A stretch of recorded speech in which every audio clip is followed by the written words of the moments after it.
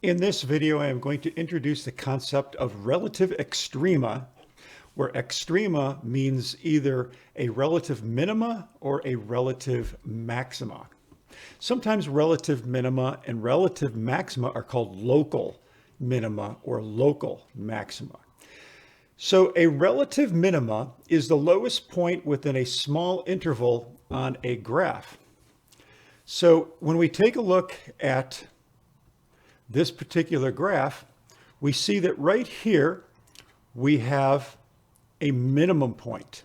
Now this is called a relative or local minimum point because it's a valley bottom. Think of it as the bottom of a little valley, okay? It's the lowest point in this relatively small area. That is a relative minimum. This is also a relative minimum. It is the lowest area in this small area around here where I've colored it yellow. Now you can see that this area right here,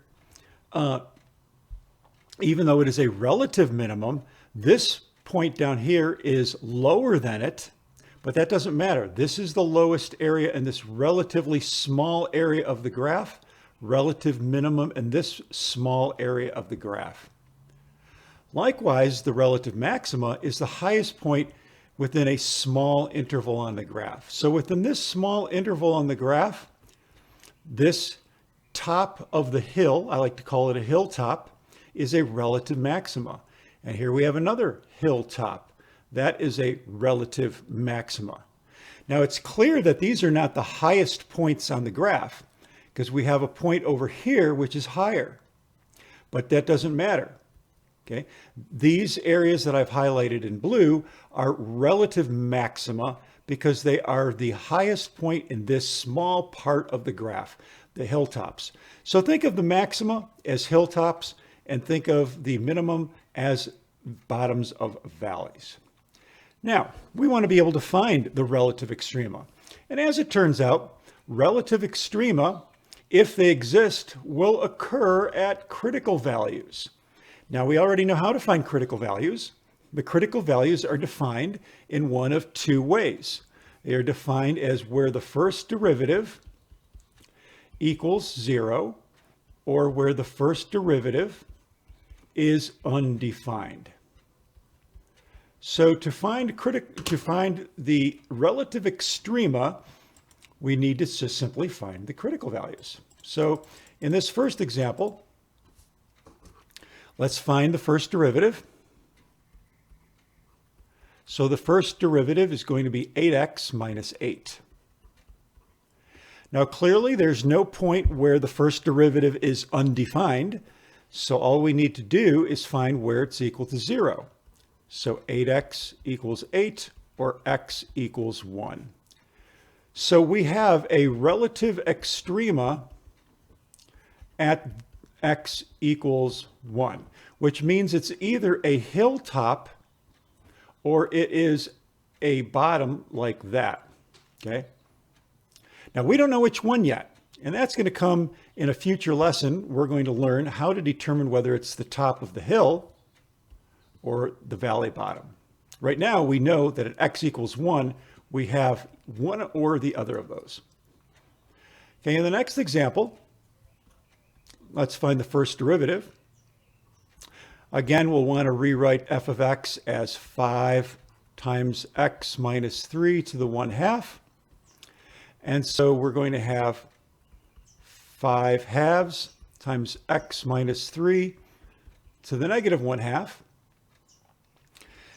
And we need to determine if there's any place where this is going to be equal to 0. Well, as it turns out, we're going to have 5 over 2 square root of x minus 3. So at x equals 3, the derivative is undefined. And that's it. The derivative is undefined. Now what about where the derivative is equal to 0? Well, if we set this equal to 0, and we cross multiply, we get 5 equals 0, which gives us nothing.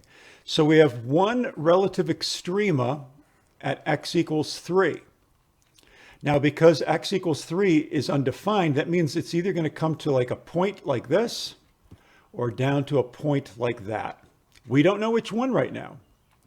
It could either be like a V or a point like that, or a V a point like this. Again, that will be coming in a future lesson. But for now, because at x equals 3, the first derivative is undefined, we have one of these types of relative extrema.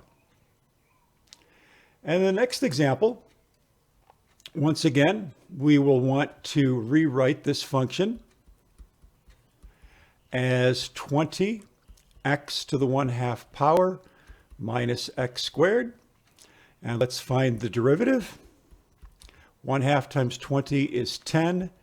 X to the negative 1/2 minus 2x. So let's set it equal to 0. And let's factor out a 2x to the negative 1/2. And we will be left with 5 minus. And so we have a 1 and a negative is going to be x to the 3/2. X to the 3/2 equals 0.